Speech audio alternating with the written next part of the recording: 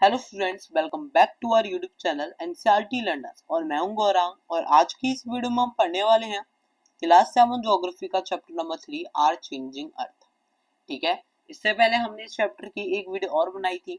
ठीक है, तो उसमें हमने मेनली एंडोजेनिक फोर्सेज के आने पढ़ा था। हमने लास्ट वीडियो में एंडोजेनिक और एक्सोजेनिक फोर्सेज के बारे में भी पढ़ा था, कौन कौन से फोर्सेज होते हैं। सो एंडोजेनिक फोर्सेज वो होते हैं जो हमारी अर्थ के अंदर से फोर्स करते हैं और हमारी अर्थ पर कुछ ना कुछ चेंज लाते हैं। और एक्सोजेनिक फोर्सेज वो होते हैं जो हमारी अर्थ पर बाहर से कुछ ना कुछ उसके सरफेस पर चेंज लाते हैं। ठीक है, तो हमने लास्ट वीडियो में मेनली एंडोजेनिक फोर्सेस के बारे में पढ़ा था, वोल्केनो में अर्थक्वेक के बारे में। ठीक है, सो आज की इस वीडियो में हम इस चैप्टर का नेक्स्ट टॉपिक कंटिन्यू करने जा रहे हैं जिसका नाम है एंड ठीक है एक्सोजेनिक फोर्सेस। आज की इस वीडियो में हम इस चैप्टर का नेक्स्ट टॉपिक पढ़ेंगे एक्सोजेनिक फोर्सेस। ओके, चलिए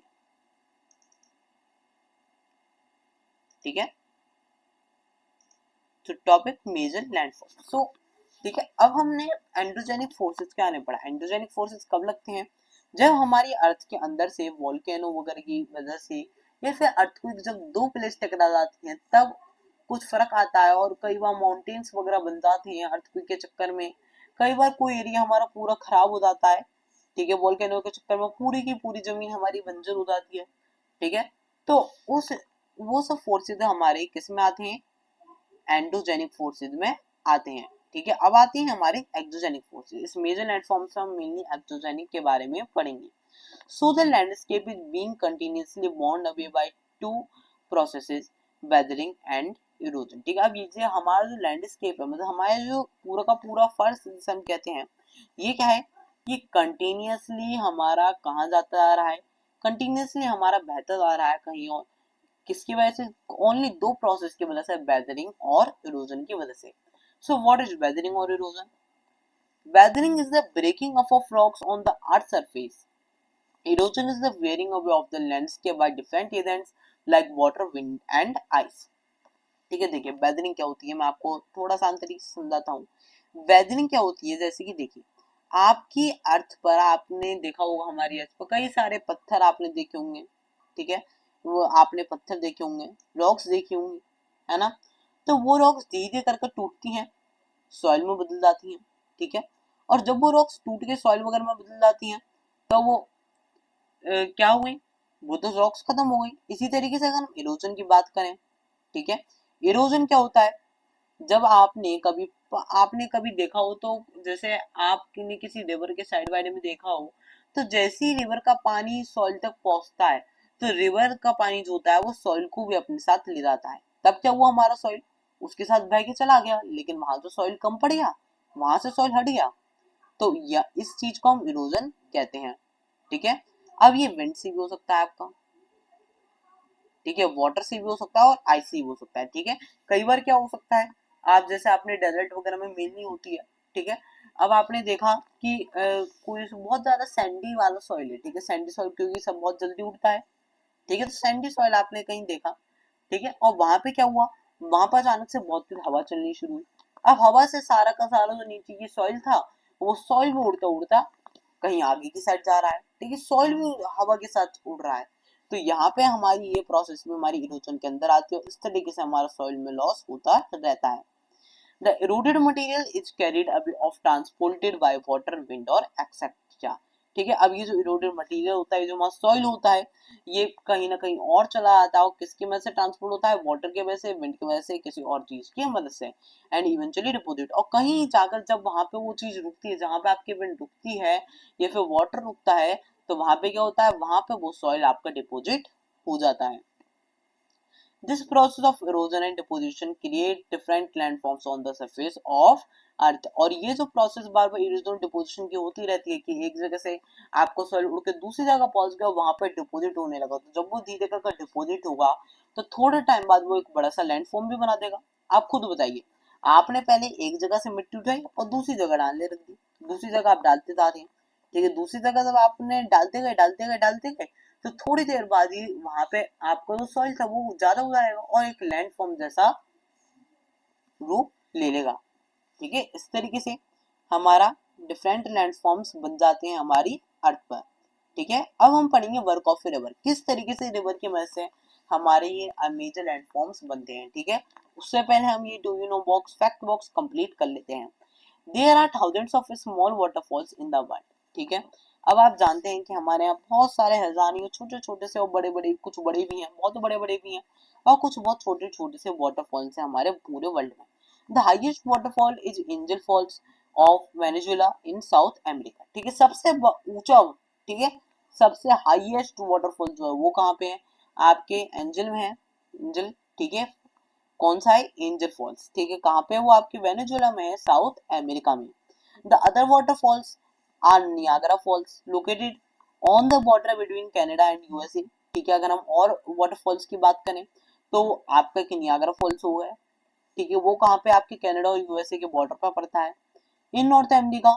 एंड विक्टोरिया फॉल्स, ठीक है, नॉर्थ अमेरिका में बात करें, ठीक है, ये जो आपका कनाडा और यूएसए में है, ये आपके नॉर्थ अमेरिका में आते हैं। तो आपका नियाग्रा फॉल्स कहाँ पे, आपका यूएसए में और कनाडा के बॉर्डर पर पड़ता है, नॉर्थ अमेरिका में। ठीक है, और अगर विक्टोरिया फॉल्स भी है ऐसी, विक्टोरिया फॉल्स कहाँ पड़ता है, जम्बिया और जिम्बाब्वे अफ्रीका के बीच में। ठीक है, वहां पे पड़ता है उनके बॉर्डर्स में।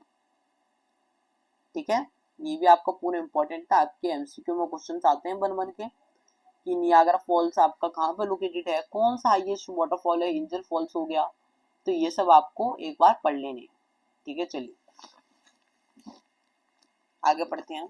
वर्क ऑफ ए रिवर, अब किस तरीके से रिवर की वजह से डिपोजिशन और क्रिएशन ऑफ न्यू लैंडफॉर्म्स होता है। ठीक है, the running water in the river erodes the landscape. ठीक है, अब देखिए हमारा ये जो रनिंग वाटर होता है कहाँ पे, रिवर में, वो क्या करता है, वो हमारे लैंडस्केप को इरोड करता रहता है, मतलब उसे अपने साथ बहाता रहता है। ठीक है, अब आप खुद बताइए, जब आपने एक जगह आपकी रिवर बह रही है तो उसके नीचे जो सॉइल है क्या वो उसके साथ नहीं बहेगा।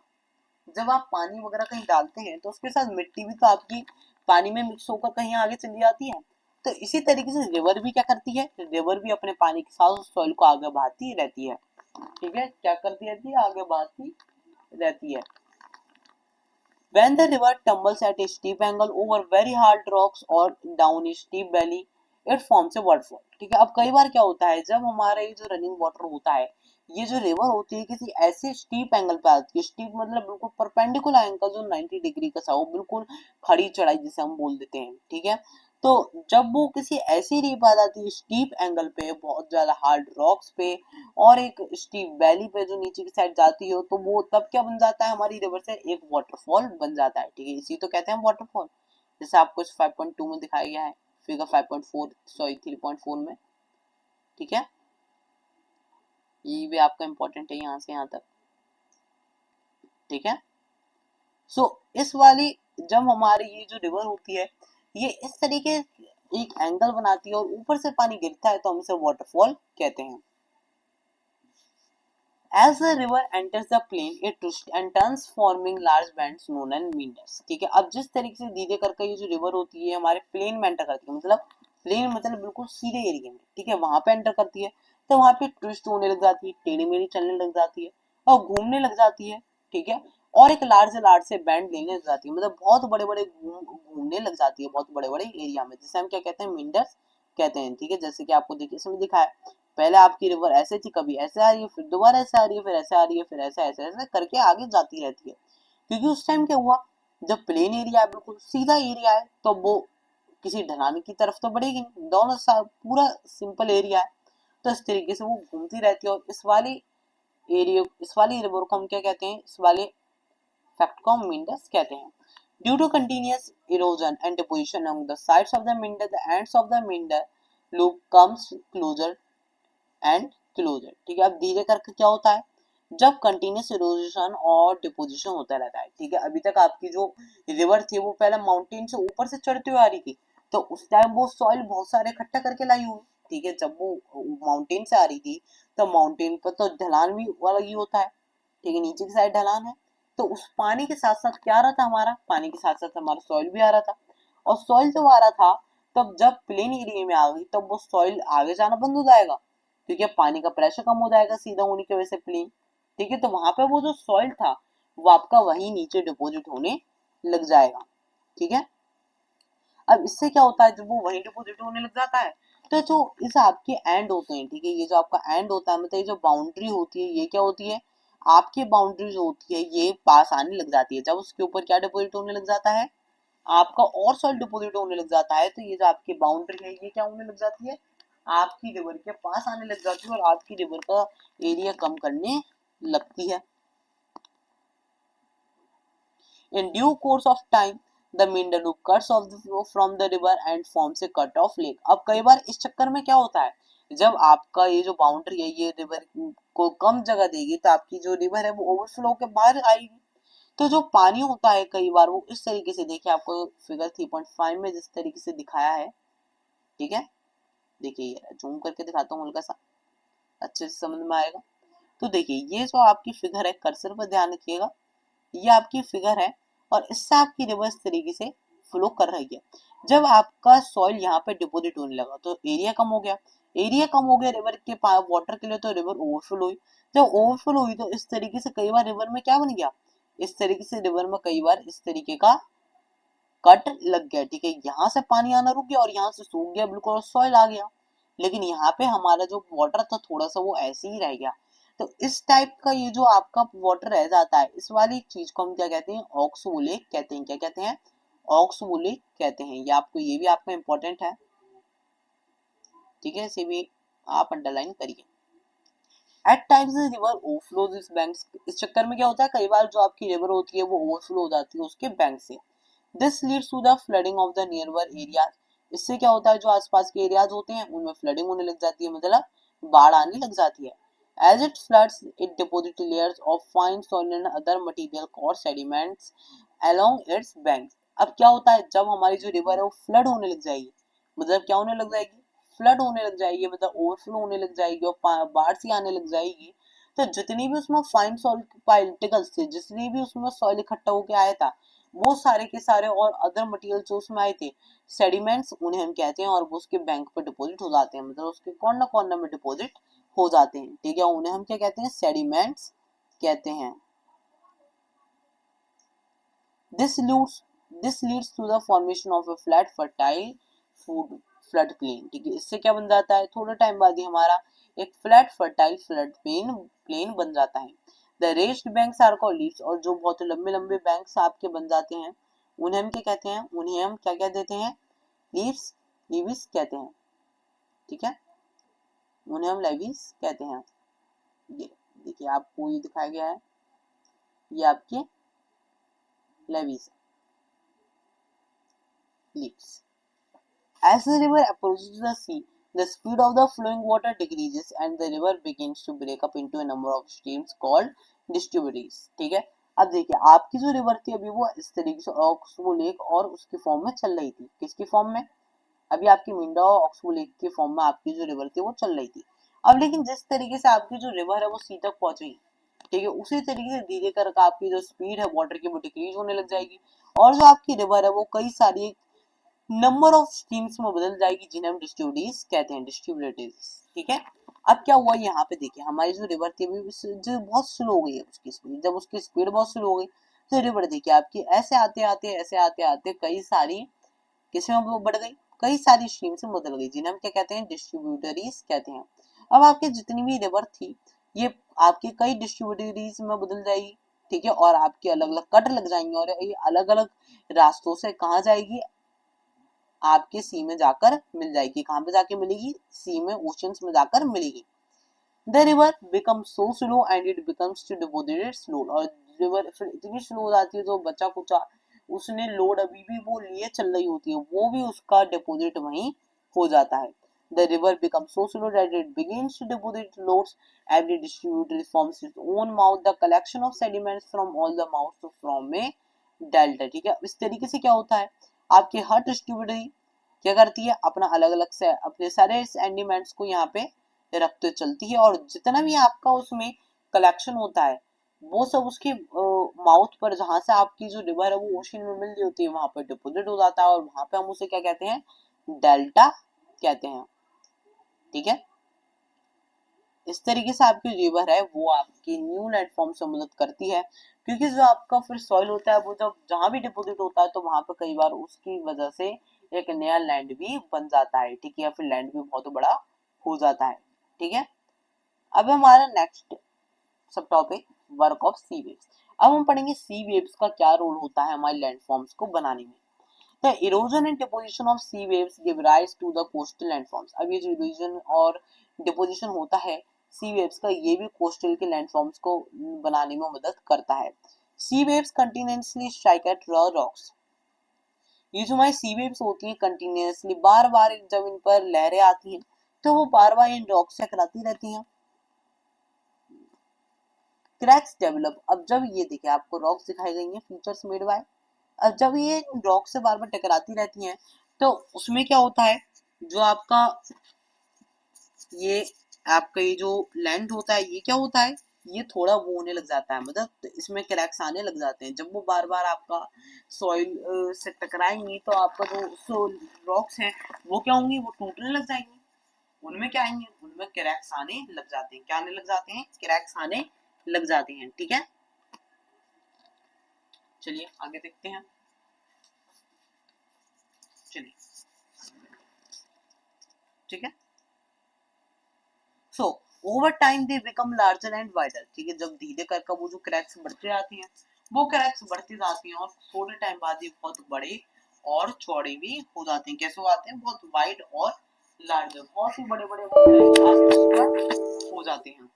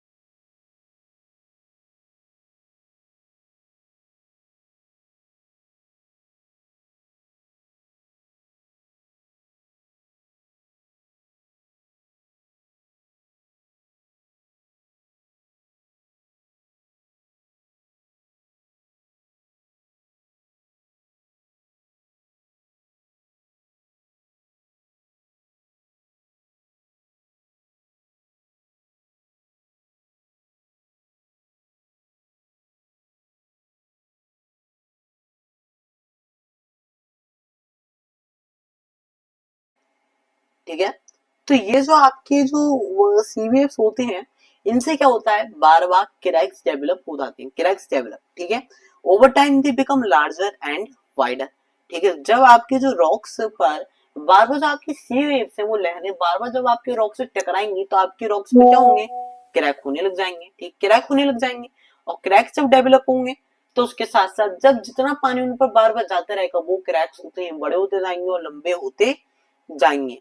ठीक है, thus hollow like caves are formed on the rocks. उससे क्या होता है, जब वो आपके जो क्रैक्स थे वो बड़े हो गए, लंबे हो गए, तो उससे क्या हुआ, जो होलो लाइक केप्स मतलब खोखली जैसे हम कहते हैं ना, खोखली टाइप की केप्स आपकी उन रॉक्स पर बन जाती हैं। ठीक है, इस तरीके से देखिए ये आपकी सी आर्च आपको अभी पढ़ेंगे हम इसे भी आगे क्या होते हैं आर्च सी क्लिप वगैरह इस तरीके से। लेकिन आपकी जो रॉक्स हैं बीच में से कहाँ हो जाती है, खत्म हो जाती है और आपकी रॉक्स इस तरीके से हो जाती हैं और आपका जो जितना भी जो बनता है आपको सॉइल होता है इन रॉक्स से बना हुआ वो सब आपके सी के साथ बह जाता है। ठीक है, they are called sea caves. अब जब ये होलो लाइक स्ट्रक्चर बन जाते हैं और अंदर से जो हमारी जो रॉक होती है वो क्या हो जाती है, खोखली हो जाती है। ठीक है, हॉल हो जाती है, तो तब ये हमें क्या बनती है, तब हमारे सी केव्स बनते हैं। ठीक है, ये तब हमारे सी केव्स बन जाते हैं। As these cavities become bigger and bigger, only the roof of the cave remains, thus forming sea arches।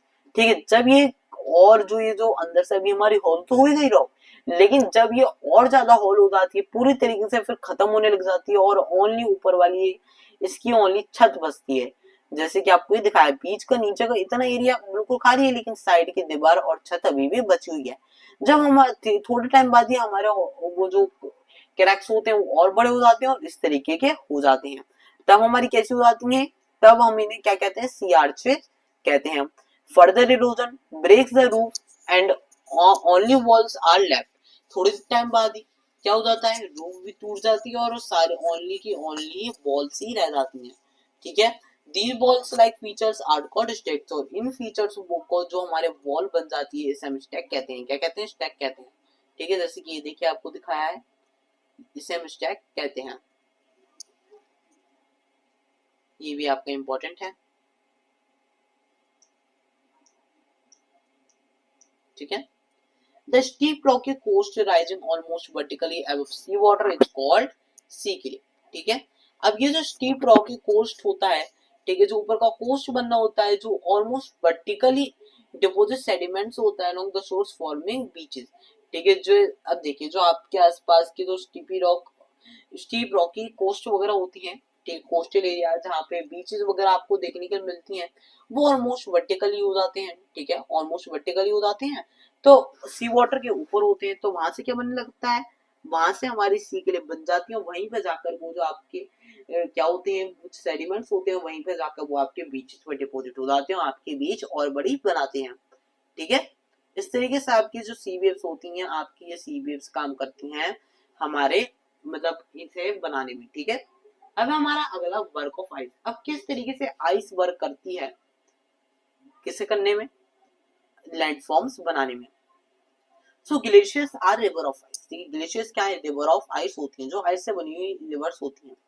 which to erode the landscape by bulldozing soil and stones to expose the solid rock blue। ठीक है, क्या होता है glaciers में, क्या होता है, river of ice होती है, आइस की बनी हुई रिवर्स। ठीक है, आपने पढ़ा होगा ग्लेशियर्स क्या होते हैं, ग्लेशियर्स हमारे बड़े बड़े लैंड मासेस होते हैं, जो हमारे लैंड मासेस जैसे दिखने वाले बड़े बड़े मतलब आइस स्ट्रक्चर्स होते हैं, जो बहुत ही बड़े होते हैं और मेल्ट हो रहे होते हैं, उन्हें ग्लेशियर्स कहते हैं। ठीक है, अब ये क्या करते हैं, ये भी हमारे लैंड के ऊपर रोज करते हैं, जब ये बुलडोजिंग करते हैं सॉइल में और स्टोन्स को करते हैं और सॉइल की जो रॉक होती है नीचे वाली उन्हें एक्सपोज करते हैं, मतलब उन्हें भी बहा के ये भी ले जाते हैं। Glaciers carve out deep hollows there, वहां पे ग्लेशियर्स क्या करते हैं, बहुत बड़े बड़े डीप होलो कर देते हैं वहां पे, मतलब बहुत बड़े बड़े उनमें अंदर की साइड से छेद कर देते हैं। As the ice melts, they get filled up with water and become beautiful lakes in the mountains। और जैसे जैसे करके धीरे धीरे करके वो ग्लेशियर वाली आइस मेल्ट होती रहती है, उसी तरीके से वो वाटर में भर जाती है और वो धीरे थोड़े टाइम बाद एक ब्यूटीफुल सी लेक्स बना देती हैं माउंटेन्स में। The material carried by the glacier such as rocks, big and small sand silt gets deposited, these deposit form glacial moraines। ठीक है, अभी जो मटेरियल होता है जो हमारे ग्लेशियर से जो कैरी करते हैं, ठीक है, जैसे कि रॉक्स हो गई हमारी छोटी और बड़ी रॉक्स, सैंड हो गया और सिल्ट जो होती है हमारी, वो वहां पे कहीं भी डिपॉजिट होने लग जाती है माउंटेन से उतरकर और वहां पे वो ग्लेशियर्स मोरेन्स बना देते हैं, मोराइन्स। ठीक है, और ये आपका हो गया वर्क ऑफ आइस। ठीक है, अब आता है हमारा वर्क ऑफ विंड। अब विंड किस तरीके से वर्क आती है, बिल्कुल लास्ट टॉपिक है चैप्टर का। ठीक है, देखिए आपको यहाँ पे दिखाई भी गया है 3.9 फिगर में, सैंड ड्यून्स भी हम पढ़ेंगे किस तरीके से काम करते हैं। ठीक है, have you ever visited forest, क्या आप कभी फॉरेस्ट गए हो, try to collect some pictures of sand dunes. अगर आप कभी गए हो या फिर नहीं भी गए तो आप ऑनलाइन सैंड ड्यून्स के पिक्चर निकालने की कोशिश कीजिएगा। An active agent of erosion deposition in the desert is wind. अगर हम एक्टिव एजेंट की बात करें इरोजन और डिपोजिशन का काम कौन करता है डेजर्ट में, तो वो कौन करता है, विंड हमारी करती है। In desert, you can see rocks in the shape of mushroom, commonly called mushroom rocks। आप डेजर्ट में जो रॉक्स होती हैं आप उन्हें मशरूम के फॉर्म में देख सकते हैं, जिसे हम कॉमनली क्या कहते हैं, मशरूम रॉक्स कहते हैं। Winds erode the lower section of the rock more than the upper part। ठीक है, winds क्या करती हैं, ज्यादातर winds लोअर सेक्शन को ज्यादा क्या करती हैं, ज्यादा इरोड करती है अपर सेक्शन की जगह, मतलब जो ऊंचाई पे हमारे पहाड़ से बनने उन्हें वो नहीं पाएंगी, उन्हें वो इरोड नहीं करेंगे, लेकिन उससे पहले वो हमारी कैसे इरोड कर देती हैं, उससे पहले वो हमारे लोअर सेक्शन को इरोड करती हैं, जिससे क्या होता है हमारी नीचे वैली सी बनती आती है और हमारे ऊपर वाला जो एरिया होता है वो बहुत ऊंचा हो जाता है। Therefore, such rocks have narrower base and wider top। तो उस टाइम क्या होता है जो रॉक्स होती हैं वो क्या होती हैं, उनमें नैरोअर बेस होता है और वाइडर टॉप होता है। ठीक है, मतलब नैरो मतलब बहुत पतला पतला बेस होगा, आप देखेंगे तो बहुत पतला एरिया होगा जो बिल्कुल नीचे की साइड होगा। लेकिन अगर हम ऊंचाई की बात करें तो जो बेस होता है वो आपका बहुत वाइड होता है, कैसा होता है, बहुत चौड़ा होता है। When the wind blows, it lifts and transports sand from one place to another। ठीक है, जब ये जो हमारी विंड होती है ये जब उड़ती है, ब्लो होती है, तो ये क्या करती है, लिफ्ट और ट्रांसपोर्ट करती है सैंड को एक प्लेस से दूसरे प्लेस पे। ठीक है, ये भी यहीं से हमारा इरोजन और डिपोजिशन कवर करती है। जब ये उड़ेगी विंड तो हमारी जो सैंडी सॉइल होता है, डेजर्टी सॉइल, ये बहुत ज्यादा हल्का होता है इस मामले में और बहुत जल्दी हवा के साथ उड़ता है। तो जब ये उड़ता है तो क्या होता है, ये उड़ता उड़ता विंड के साथ पहुंचता है और कहीं ना कहीं फिर दोबारा जाके डिपॉजिट हो जाता है। ठीक है, when it stops blowing the sand falls and get deposit in the hill. ठीक है, जब वो ब्लो होनी स्टॉप हो जाती है, मतलब विंड जो होती है आपकी स्टॉप हो जाती है चलनी, ठीक है, तो जो आपकी सैंड होती है वो फॉल हो जाती है, गिर जाती है नीचे और फिर डिपॉजिट हो जाती है एक लो हिल में, लाइक स्ट्रक्चर्स में, मतलब छोटी छोटी हिल सी बना देती है, वहां पे इकट्ठा हो जाती है वो एक इस टाइप के स्ट्रक्चर में। ठीक है, these are called sand dunes. अब देखिए आपको सैंड ड्यून्स दिखाए हैं, ये आपके पतले पतले से एरियाज बनने हैं और यहाँ पे देखिए आपकी ये देखे नहीं गोल गोल से, ये आपकी सारी की सारी डिपॉजिट सैंड जो उस टाइम हो गई थी। ठीक है, ये देखिए ये आप देख रहे हैं ऊपर ये इतना बड़े बड़े बन गए, ये सारी आपके सैंड ड्यून्स होते हैं जो आपके उस उड़ती हुई विंड की वजह से बन जाते हैं। ठीक है, अब क्या होता है, ये अभी आपने पढ़ा था, जो विंड चलती है वो नीचे वाले एरिया को ज्यादा उड़ाती है ऊपर वाले एरिया की जगह। तो ये अगली बार ये जो ऊपर वाले सैंड ड्यून्स होते हैं ये तो नहीं होते, लेकिन उससे पहले जो नीचे वाला जो सॉइल होता है ये ज्यादा उड़ता है। ठीक है, ये भी आपको सैंड ड्यून्स के बारे में बता रहे तो आपको इम्पोर्टेंट है। When the grains of sand are very fine and light, the wind can carry it over very long distances। अब जो सैंड की वो होती है हमारी ग्रेन्स, ये बहुत ज्यादा लाइट और फाइन होती हैं, बहुत हल्की, तो ये जो विंड होती है बड़े आराम से ना बहुत लंबे लंबे डिस्टेंसेस तक कैरी कर पाती है। When such sand is deposited in large areas, it is called लॉइस। ठीक है, और जब ये जो सैंड होती है किसी लार्ज एरियाज में डिपॉजिट हो जाती है तो उसे हम क्या कहते हैं, लॉइस कहते हैं। Large deposit of लॉइस is found in China. अगर हम बात करें जो हमें लॉइस मिलता है, ये सबसे ज्यादा हमें कहाँ मिलता है, हमें ये चाइना में मिलता है। ठीक है, कहाँ मिलता है, चाइना में मिलता है। और इसी के साथ ये चैप्टर होता है आपका फिनिश। ठीक है, इस चैप्टर में हमने कई चीजें इंपॉर्टेंट पढ़ी, इंटरेस्टिंग चैप्टर भी है बहुत। सो ये चैप्टर होता है हमारा फिनिश। ठीक है, सो मिलते हैं नेक्स्ट वीडियो में। नेक्स्ट वीडियो में हम नेक्स्ट चैप्टर डिस्कस करेंगे क्लास 7 का। ठीक है, सो मिलते हैं नेक्स्ट वीडियो में नेक्स्ट चैप्टर के साथ। उम्मीद करता हूँ आपको वीडियो अच्छी लगी होगी। वीडियो अच्छी लगी हो तो वीडियो को लाइक करें, बिल्कुल मत जाइएगा और चैनल को सब्सक्राइब भी कर दीजिए, क्योंकि आपके लाइक और सब्सक्राइब से हमें इंस्पिरेशन मिलती है कि हम आप लोगों के लिए ऐसी और वीडियो बनाते रहें। ठीक है, मिलते हैं नेक्स्ट वीडियो में नेक्स्ट चैप्टर के साथ, chapter number 4। So thank you for watching our video. Have